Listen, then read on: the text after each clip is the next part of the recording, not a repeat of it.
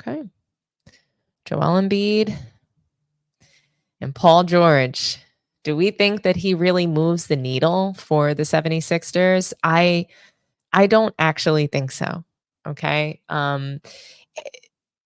They're supposed to be this super lethal duo, and they should and Paul George is supposed to be exactly what Philly needs to get out of the second round. Right? They haven't been able to make it out of the second round. I'm not sure if I really believe that Paul George is going to do that for them.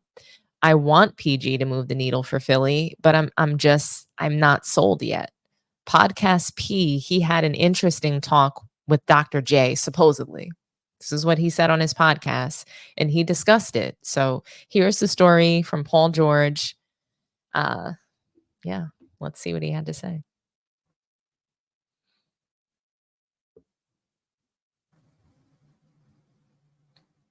I just wait.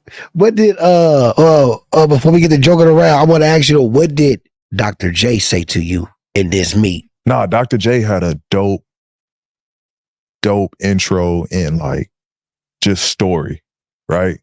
What's the story? So he brought up, you know, how he joined the team. They ended up getting to the championship, lost one. Got to the championship again, lost.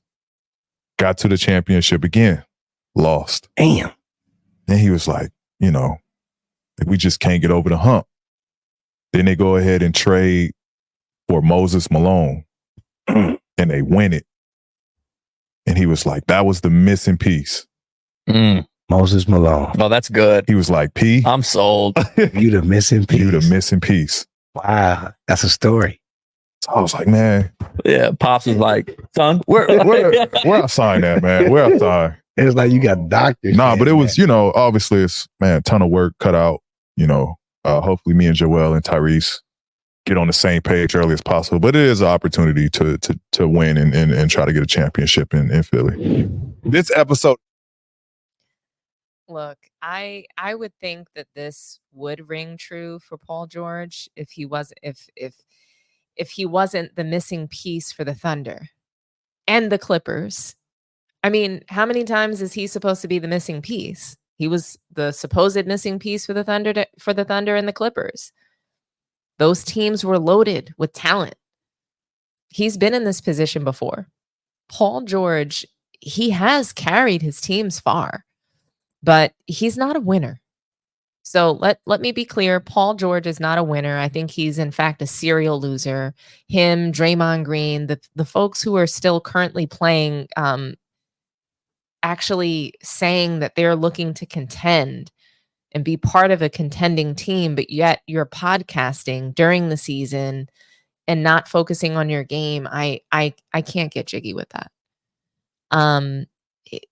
He's just not a winner to me. He's been a legit number 2 for a while, and it hasn't worked out. I know Kawhi was constantly injured, but I would be much more convinced of this if PG had made a finals appearance already. But he hasn't. I want Philly to go far. And I'm not even looking for them to win a title. Let me be clear. I'm not looking for the 76ers to win a title. I'm looking for them to break the curse and get out of the damn second round. Then I'll consider Paul George joining the team as a win. I'll consider it a big win. If they can get to the Eastern Conference Finals, great. That is a win. You know, Joel Embiid, he talked about joining the team as well. So listen to this, guys. His first public comment since Philadelphia 76ers landed Paul George in free agency, Joel Embiid told me that he wasn't always confident that Philadelphia's star-laden plan for this summer would play out. But in the end, he was thrilled with the outcome. I'll be lying to say that, that patience was tested because I'm at the point where, there's no awards, there's no All-NBA or All-Stars is going to change the way, my legacy is.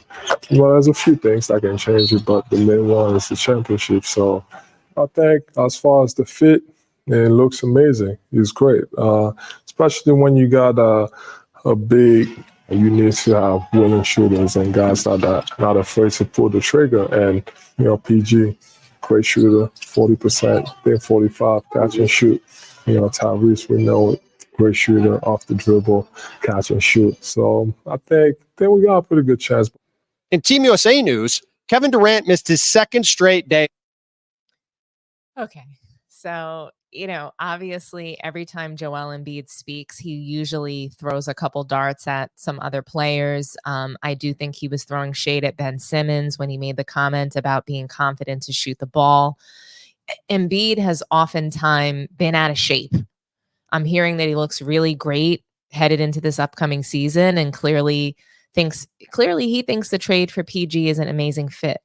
I think the only thing standing in the way of Philly making it to the finals is Embiid. His health, his ability to be solid in fourth quarter situations down the stretch. He's got to take care of the ball. He just does. Down the stretch, he loses the ball. He kicks it off his leg. He makes like really silly mistakes, in late game moments. So I want to see him be like, calm as contagious, cool as a cucumber in the fourth quarter. I think he is the unlock. No one else. Maxey is a dog. Paul George is soft. He is not, to me, the missing piece that they needed. But hopefully he will add some scoring as another scoring option, and hopefully take some of the pressure off of Joel Embiid and Maxey. It's going to, I think, upset defensive schemes to have all three of them on the floor. So, yeah, I mean, like I said, Embiid's got to take care of the ball and stop letting his nerves cause careless mistakes when he's needed on the floor to deliver. And not to mention the injuries. Paul George gets injured. Like, where is he at? He's at the end of his career. Is he going to have enough juice? Is he going to have enough left in the tank to really make deep playoff runs and truly be a part of a contending team? I don't know. He's busy podcasting. So we'll see. I don't have much faith in this duo. I have faith in Tyrese Maxey, and I think he's the number 2, not Paul George. Maxey needs to play as a number 2. PG is on his way out of his prime. He should not be propped up as a number 2 when he hasn't been a successful number 2 on any team. Maxey is the X factor, the difference maker, and I trust him with the ball to close the game out. I trust him to close the game more than I trust Embiid, and definitely more than I trust Paul George. PG, Embiid, they're both serial losers so far, in my opinion. They'll feed off of each other. They'll be below the line. They're going to commiserate with one another, have excuses together. Paul George is probably already planning his exit speech. I think he learned a lot from James Harden, who also manufactures his speeches like well in advance. He knows he's going to lose, so he prepares the exit speech for the post game, or the exit speeches after the season is over. Like, yeah, we'll do it again. We'll work hard. We'll get back in the lab. We're going to be a great team. We need to gel. We need 5 or 10 games to play together. All the excuses that we always hear. I think that Paul George is getting that ready. He got his contract. That's what's important to him. He loved being in LA. He talked about that in this clip as well on this podcast episode. He talked about loving LA and, not wanting to move. These players are just concerned about where they live, not contending, not, being the best in the best situation and playing the best basketball that they can. So, yeah, I don't believe that he jumped ship and signed because Dr. J told him.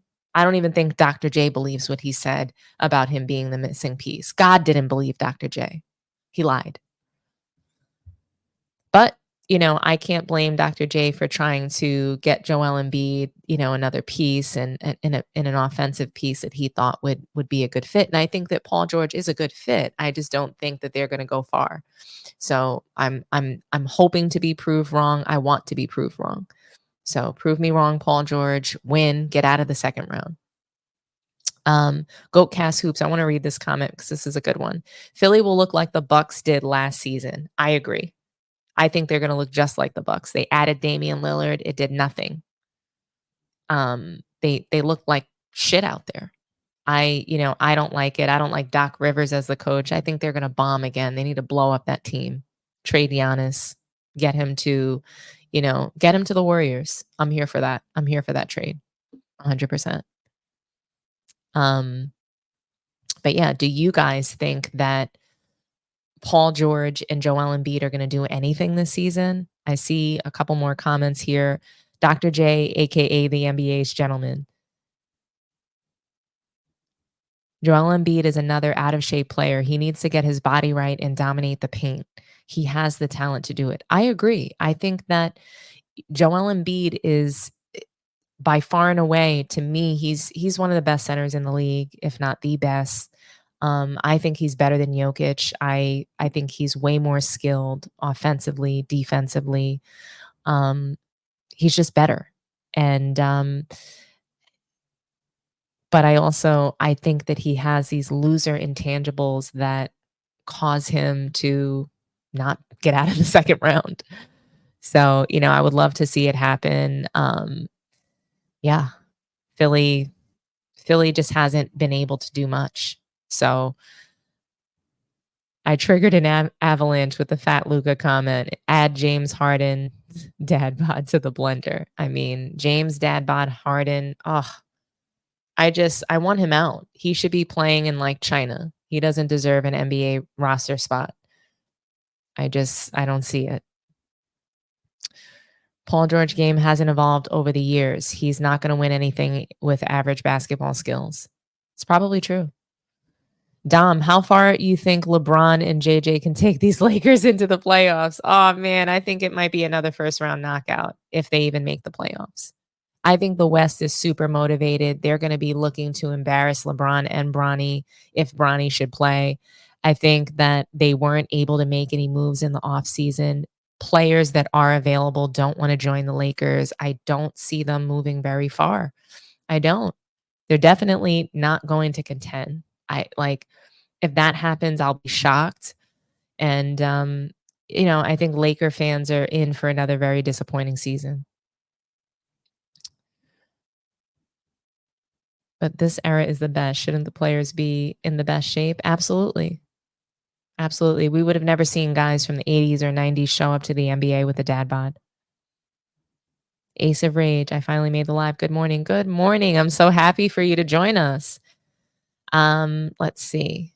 Be nice. 1, Kyrie Erving. 2, Jaylen Brown. 3, Bam Adebayo. Tyrese Maxey, number 2. Chet Holmgren or Miles Turner. Gary, I love your top 5 number 2s. I think that's a great list. Kyrie Erving to me is, the best number 2 option. How can you not recognize him? The difficulty of shots that he hits, the way that he really tries to be a leader on the floor. It's definitely not Luka. So I think that Kyrie is tough for me to even call him a number 2 because he plays like a number 1 option. So yeah, great list. Until Embiid decides to become a monster, Philly will lose in the second round again. It's true. He's got to come up big in late game situations. He's got to be the go-to guy. If it's Maxey every game, they're not gonna, like you said, they're gonna lose in the second round again. These players need to follow Kobe and LeBron's example as a competitor and his work ethic. R.I.P. Kobe. Yeah, I mean, Kobe Bryant was the last of a dying breed. We don't see players like him anymore. We see guys trying their best to bring the mentality back. Jason Tatum doesn't have it, in my opinion. Even Ant-Man, we're seeing him bring back accountability to the sport. We're seeing him, not blame his teammates for everything. And I think players are trying. They're trying to bring that dog back in them. They're trying to be, great competitors. When we heard Anthony Edwards talk about, just wanting to kill everything in front of him, wanting to sweep Kevin Durant and sweep the Nuggets, I thought that just the mentality, the will to compete was there, and I loved it. They would be dumb to stunt Maxey's growth. I mean, I agree. They've already stunted it. They had James Harden there, which was a complete disaster. They stunted his growth then. They held him back from being the player that he should be. It's really a shame. Paul George and Embiid together. Yeah, I think personally they're a diabolical duo. I'm not really looking forward to it. I think these guys are both soft. I don't think that they have what it takes to win titles. I think they have what it takes to excite the Philly fan base. I think they have what it takes to have really great moments, but I don't see them winning it all or even making it to the Eastern Conference Finals. I just don't, especially what I saw last season in the postseason from Embiid. The excuses, the crying about the refs, the dirty plays. I was not impressed. We will see how Philly plays out. The 76ers have overpaid their players and none of them will play 82 games. I mean, who's playing 82 games? No one's really doing that anymore. It's laughable. They don't even want to try.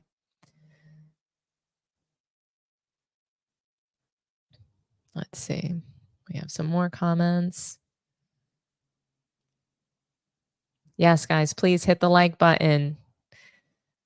Like.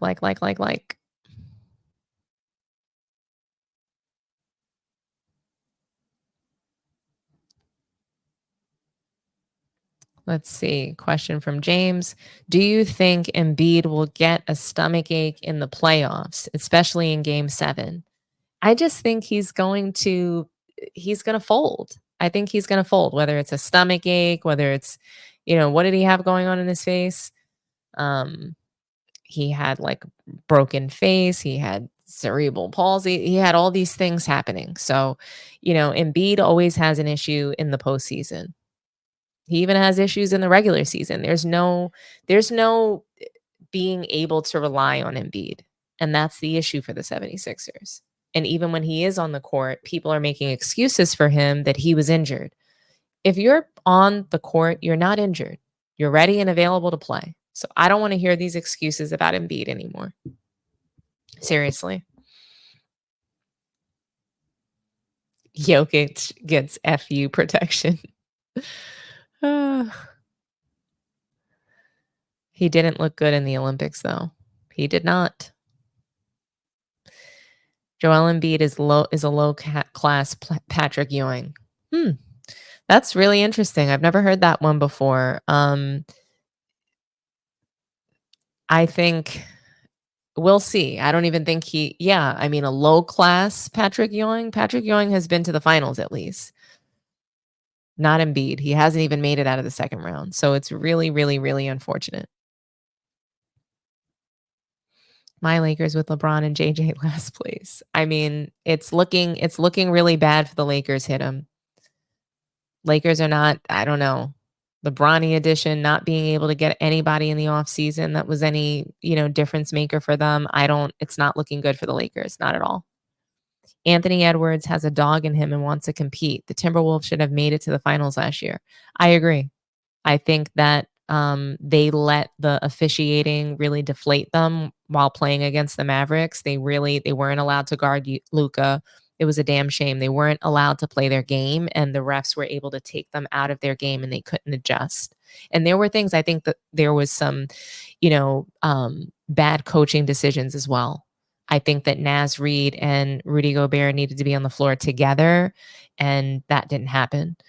I also probably would have put Rudy Gobert on the bench. He was like a disappearing act. He could not defend. Defensive player of the year, where? I didn't see that.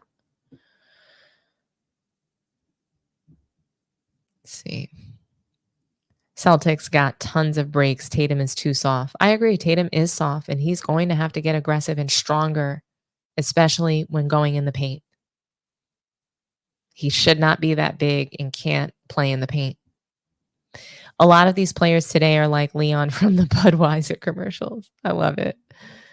How is LeBron and Giannis the same when the only move Giannis has is bulldozing to the rim and LeBron has a variety of skill moves? I disagree. I don't see a variety of moves that LeBron has. I just don't. I see bum rushing the lane just like Giannis. That's what I mean, he is the inventor of that.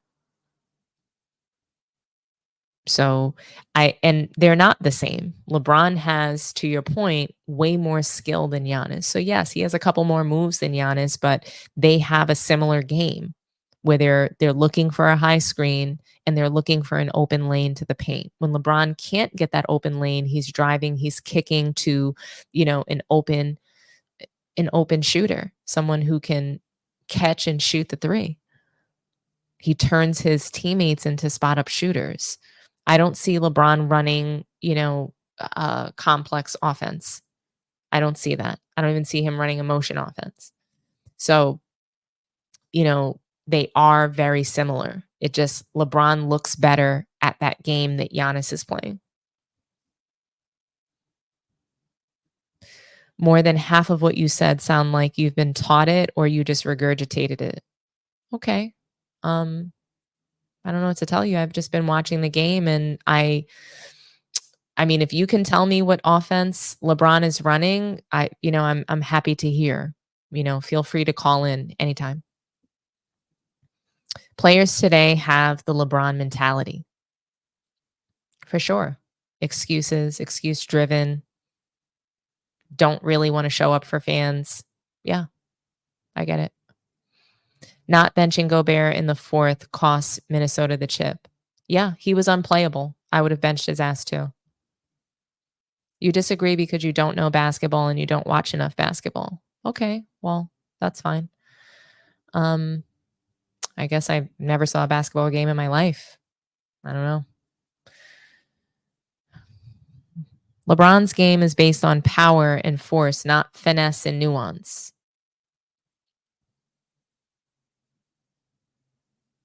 I agree.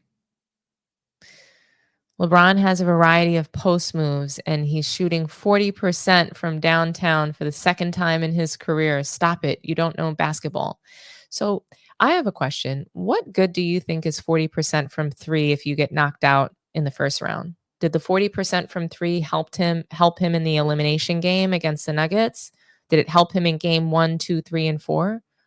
I don't think so, because I saw him missing wide open threes because he's not a shooter.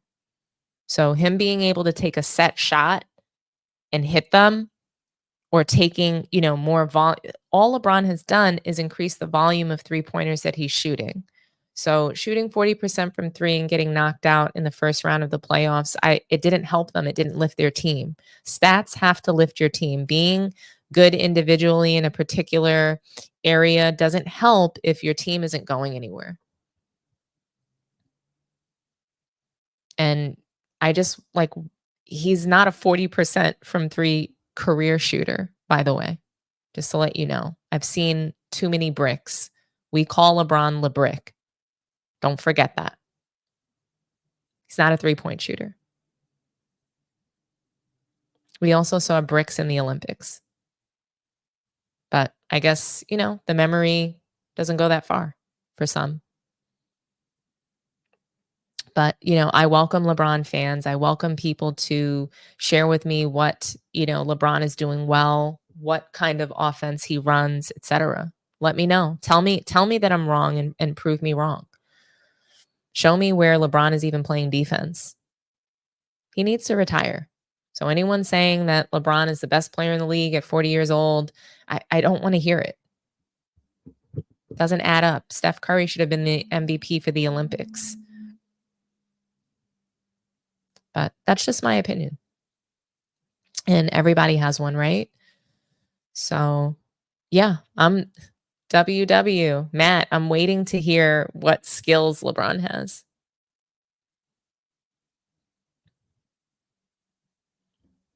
Yeah, Ghost Cast Hoops. I thought it was really funny too. Is a variety of moves that we can't discuss, right? Nobody knows them. I'm waiting. I'm still waiting. I love this one. Did you hang out with LaFlop at Diddy's party? If so, it wasn't real. It was fake. LeBron is a Hulk smash player. It's not that entertaining, but interesting because of how it's covered. He's a set shooter off the dribble, terribly overall, hence he passes in the clutch often. Yeah, I mean, if he's such a great shooter, where's 40% when it's time to take that last shot? And when we do take it, it's a brick. A grown man naming himself the Green Ranger, sounding like a bitter broad. LOL. Braun has never had a bag in his entire career. Hakeem teaching him didn't even help. Yeah, I mean, some things you just can't teach, right? You either have it or you don't. So, well stated. LeBron is not as good of a shooter despite the stats. Free throw percentage is evident of that. I mean, yeah, still can't shoot free throws, yet is begging to go to the line. That's why he doesn't get the calls. The refs don't respect it. They don't. You shoot 74% from free throw. These are shots that are free. This is charity. So you're going to the line, and because you have to stand there by yourself, you can't hit those shots. I thought it was so embarrassing that one time when LeBron did, when he closed his eyes and missed the free throw.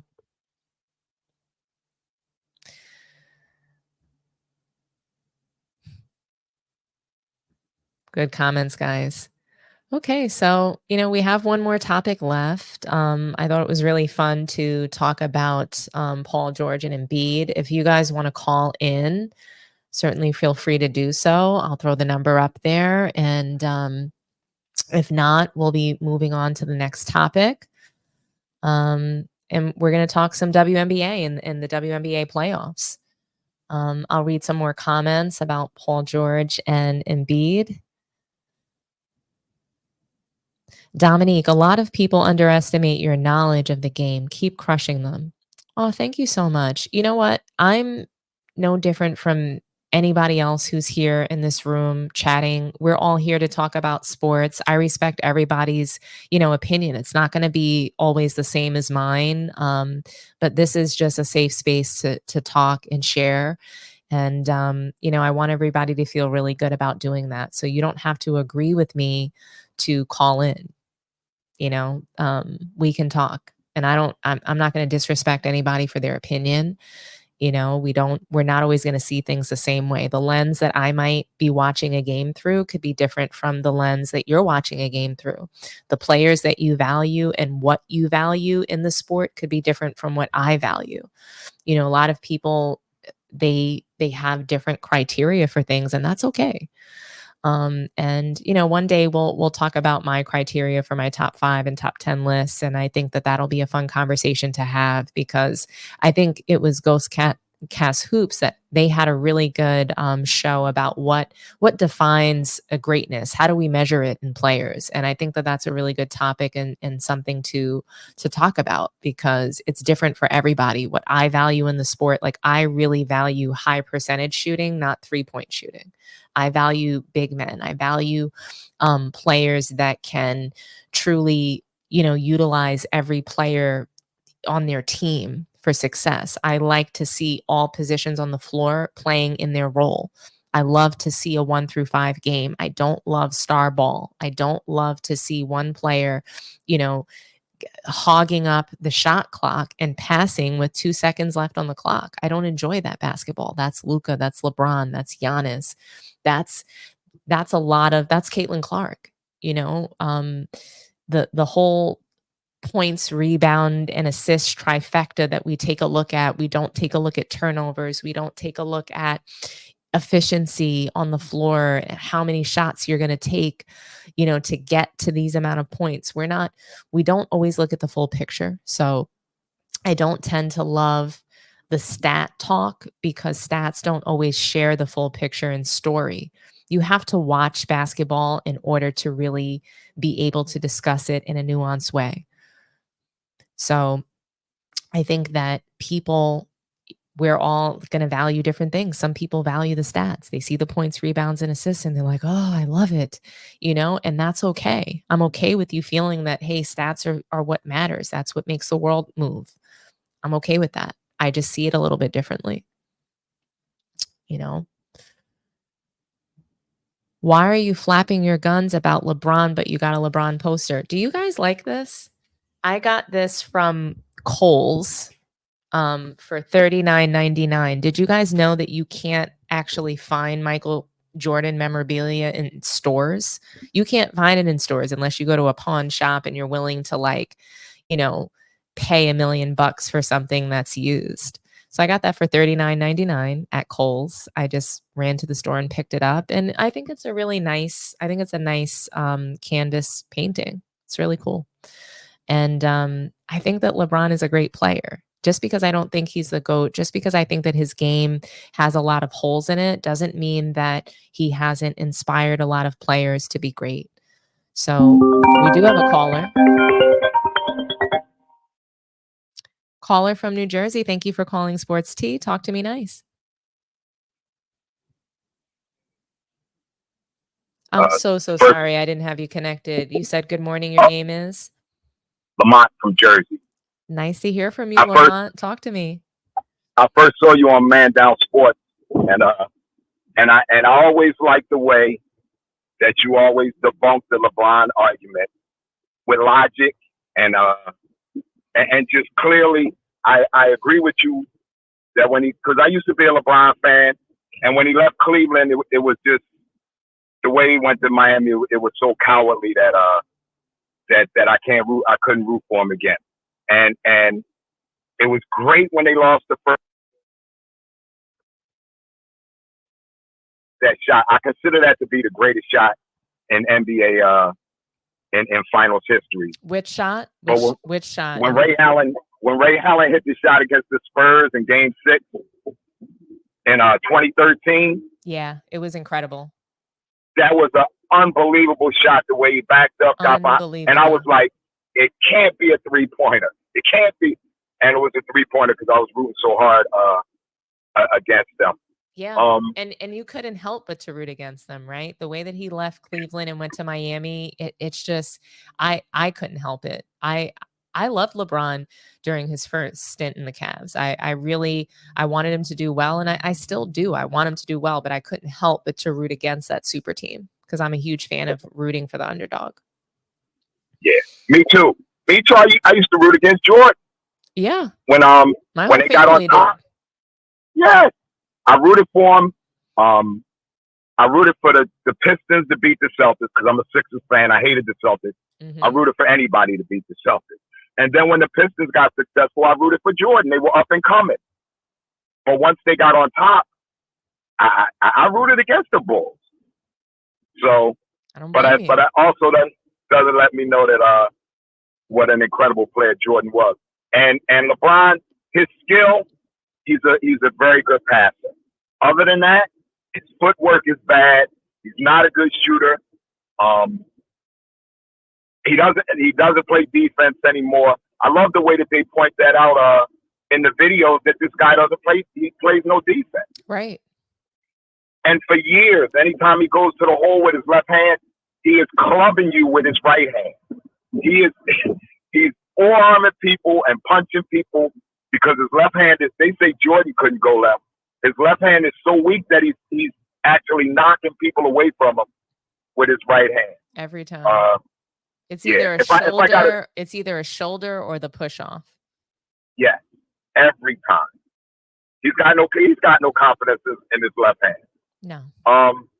If I got a second to talk about the Sixers, I saw something from Scap Attack.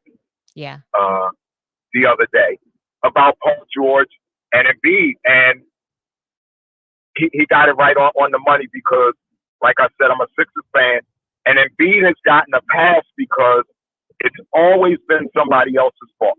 Embiid in the playoffs has not been good, but kind of fortunately for him, it's always been somebody worse. It's true. Whether it was Ben Simmons, they could blame it on Ben Simmons. They could blame it on injuries. They could blame it on Harden. Last year they could blame it on Tobias Harris. It's always somebody else, but Embiid never plays better than he does in the regular season. I couldn't agree with you more. It's always somebody else's fault. And people try to act like Embiid has never had help. He's had Jimmy Butler on the team. Why haven't you made it out of the second round? I'm just tired of the excuses. And that's what we tend to do. We give players so many excuses. We build out the excuses for them. It's at the point where they don't even have to make the excuses because the fans are doing it. The media is doing it for them. It's like a campaign of excuses that we just, keep piling on. And I've never, like, Embiid, I'm over it. This season, if he doesn't get out of the second round, at least I'm out on Embiid. I have no faith and confidence. I'm pushing for them to do that this year with Paul George. I'm 50-50 on it. I'm not confident that it's going to happen. I'm actually 40-60 on it, 60% that it's not going to happen. So I'm with you. I think, like I said, I think they're serial losers, the both of them. Yeah, I thought I was out, and they pulled me back in with the off season they had. I like the Drummond signing. I don't know why they got all the old point guards, but and Tyrese Maxey. Thank goodness for Tyrese Maxey because he's so good. I'm rooting for them for Maxey. When I see him play and I see his hair jumping up and down, just he's so bouncy, he's so spunky. He's just the way he moves on the court. Like, I put Maxey on any team. He's a guy that you can put him on any team and they're an instant lock for being a contender. But this Philly team, I don't know. Right. Nick Nurse, I don't know. Like, I don't know what, like, the coaching, like, I just can't. There's just something that's not there. I don't think Daryl Morey is a great president. I agree. They have a lot of things that they need to work on. I lived through the process, and I'm telling you, you couldn't make, and I'm not saying they were bad moves, but you couldn't have had worse luck with this stuff, and some of it was bad moves because the Sixers had so much cap space and they had so many draft picks, and the only one left is Joel Embiid. It's crazy. And I have to say, I think that they did a really great job moving off of Tobias Harris' contract. Thank God they got rid of him because he wasn't delivering. He was an underperformer for his contract size. And I don't know why. Maybe he'll perform now. I don't know. We'll see what happens now that he's out of the Sixers. But, I think that they did a great job. Daryl Morey did a great job getting rid of that contract. It needed to go. Yeah, he seemed like he was getting worse. Yeah. Season over season, he just continued to decline. So, yeah, it's kind of crazy. And similar to you, Ace of Rage said, damn near everyone wanted MJ to lose in the finals and MJ disappointed them. It is true. I wanted him to lose as well. The only time I rooted for him was his last one because I knew he was leaving, and I said, you know what, I might as well appreciate him rather than having to beat my brains in every year. so I kind of rooted for him. And quick question for you. And he didn't disappoint. Sure. Who do you think is the best number 2 in the league?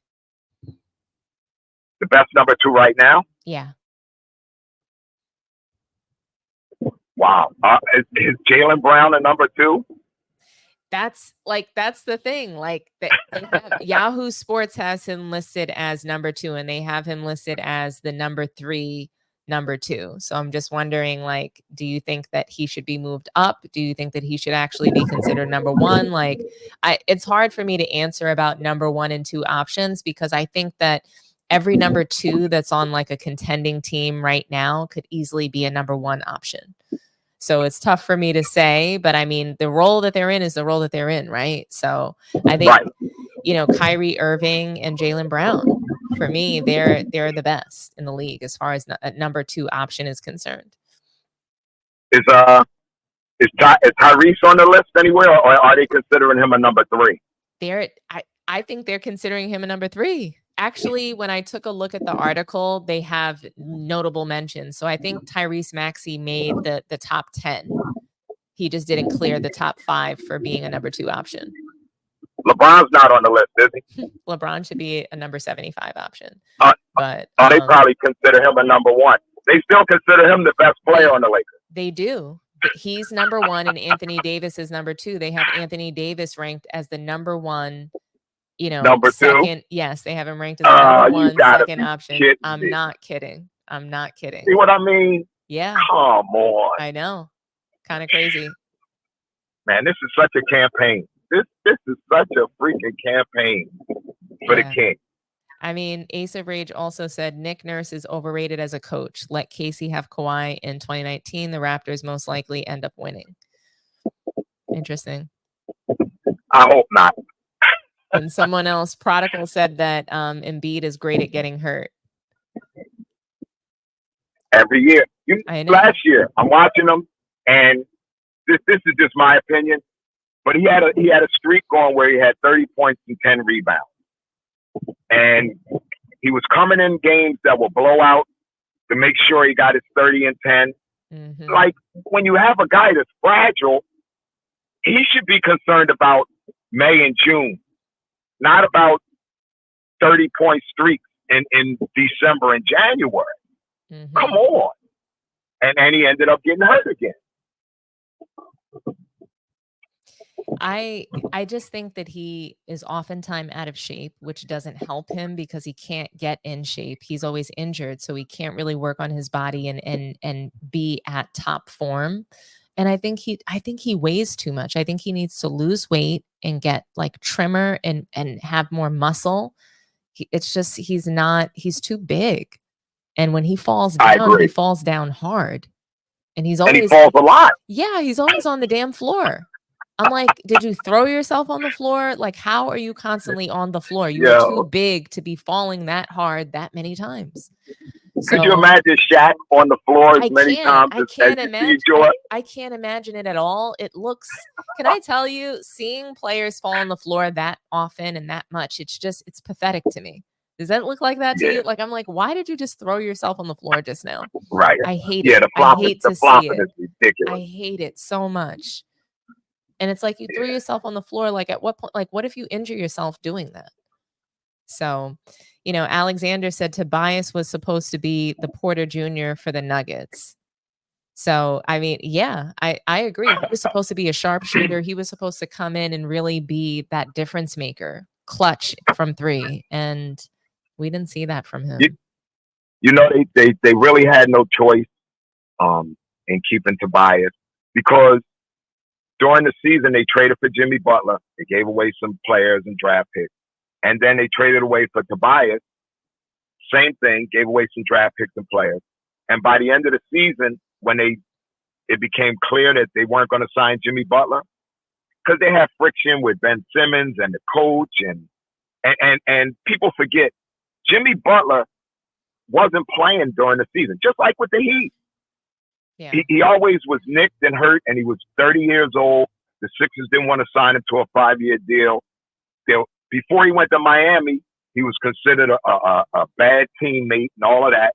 Yeah. And they didn't sign him. So they had to keep Tobias. He wasn't a max player, but they had max money, and they couldn't let both of them go for all of the stuff that they had given up for him. And he turned out to be a mid-level guy. It's just, listen, Michael Porter needs to step up because the people are down on Denver. They keep losing players. Michael Porter needs to be more than just a spot-up shooter. He's been in the league long enough. He needs to develop his game. Yeah, I mean, but you have Jokic, a 7-footer, bringing the ball down the court and running the offense. So when you have things like that happening, it's hard to play in your actual position. It's hard to function as a true wing.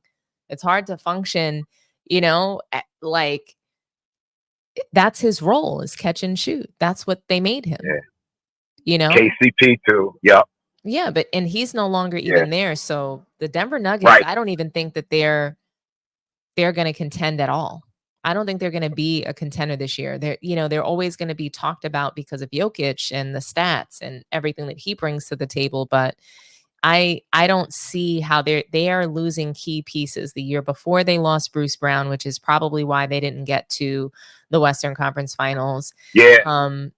Now this year they're losing KCP, who hit some really big shots for them.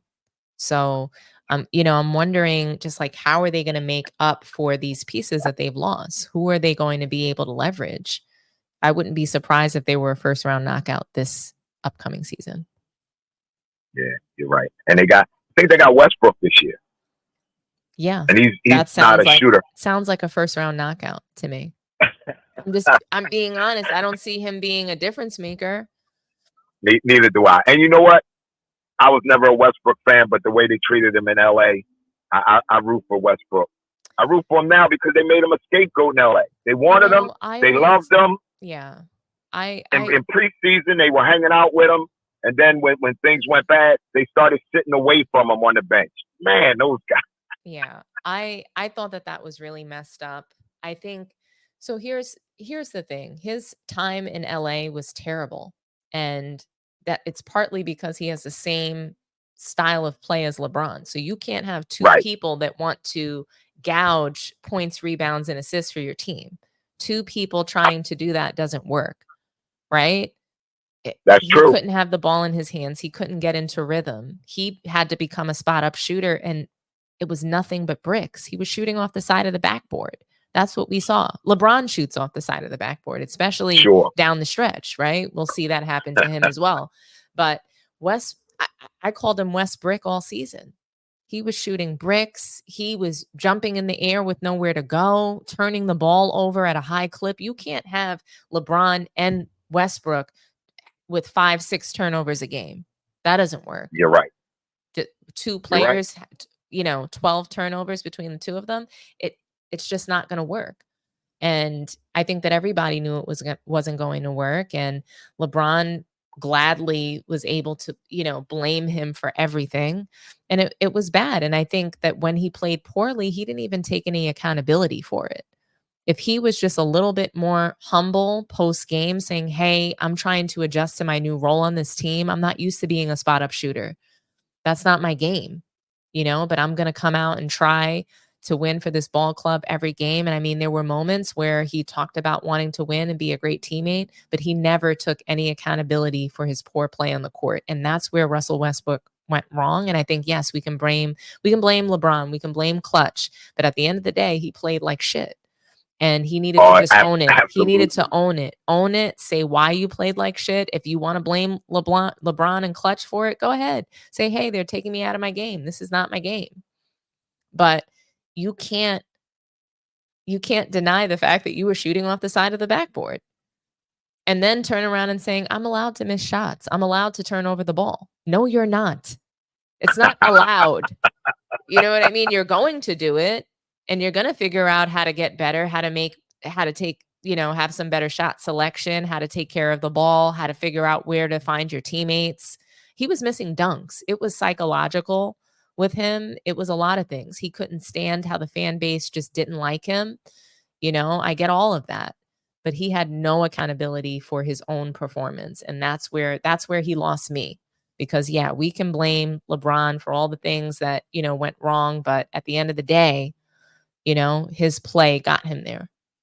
So I love that. Yeah. Those are great points. Because I remember when the fans, and he's from California or LA, and the fans turned on him. And you're right. It did become psychological. You're right. Yeah. But you're right. It was really nice to chat with you, Lamont. I am going to close out and go into this WNBA topic. I am running out of time before I have to get to work, but thank you so much for calling. I hope you have a wonderful day. You too. Thanks. All righty. Bye-bye. Bye. Thanks for calling Sports Tea. This is Dominique. Talk to me nice. Hi, Dominic. How are you? I'm so good. What's your name? Dylan from North Dakota. Nice to hear from you, Dylan from North Dakota. What's going on? Wanted to debate this state goat debate. We're all trying to bring an end to it, right? So I think the NBA has this narrative. They're trying to, they're trying to make it seem like he's as good as Jordan when it's not even close. I feel like he doesn't have an offensive game. He shoots. I read a while ago where if it's not a layup or a three, that shot three, he's usually wide open on him. So he should make them. I feel like his defenders don't trust that he'll make the shot, so they just leave him open. Who are we talking about? What debate are we talking? LeBron, actually. Oh man, is this really a debate at this point? Anybody saying that LeBron is better than Michael Jordan, I can't understand it. But you're right. I don't either. And I have this debate online, Instagram and stuff like that. And every time I debate one of the bronze sexuals, I feel like I get dumber afterwards. because we kind of stoop to their level and we're like, should never be a debate. But yeah, just I find it ridiculous, and I feel like our country is probably the only one out there that actually has this debate. And we all know he's got all these his boys on ESPN, Perkins, Jefferson, Danny Green one time, Thompson. He pays all these people just to talk good about him. And we all know Nick knows wrong, and then Shannon Sharp also. So it just generated so much tension. I feel like they just got to discuss it just for ratings. But yeah, if anyone needs to know, like whoever has any doubts, like how bad this comparison or this debate is, just one Jordan, and specifically one game should stand out more than others. He's got so many teams that stand out. But anyone that has any doubts, just watch Game 3 of the '92 first round playoff against the Miami Heat, where he absolutely dominated that game. You can't be flawed if you're a GOAT in anything. You can't have flaws. Jordan is the one player that's never had any flaws. And 4 and 6, obviously, in the finals that just automatically keep you out of the GOAT debate. Apparently, we have to celebrate the 4 and 6 because he made it to the finals. Yeah, exactly. In the Western Conference, right? Yeah. Where Jimmy Butler led a less talented Miami Heat 2 years ago against Denver to the finals. Allen Iverson led that Sixers team to the finals, but they're never talked about. Right. Because it's not, it's not, you don't get a reward for getting to the finals. There's no trophy for that, right? Exactly. Yep. And they just praise them. It's sickening to me. It really is. I feel like, yeah, even during the Olympics when they have that one versus one, he stayed out because he knew he didn't have any offensive game. Exactly. And he competed in the free throw shooting, even though he shot right-handed where the other shot left-handed. But I guess that doesn't matter either. So it's just, I find it ridiculous and laughable. It's just, it needs to end, but I guess they got to make their money off of Jordan somehow, right? If his name's included in arguments, people listen and they pay attention. People Isn't it so funny that he doesn't even talk? LeBron has exactly, podcasts. Right. He has all these things. All these players need to come out while they're in season with a podcast, but you never see this from the other guys. Guys from the past generations. I mean, some of them are out there talking. Mark Jackson has a podcast. I mean, even Big Shot Bob, Robert Ory, like they're out there and they're telling their stories and things like that. But Michael Jordan is just silent. He wants to continue to have to be this elusive player. You know what I mean? To be this guy that has this big mystery about him.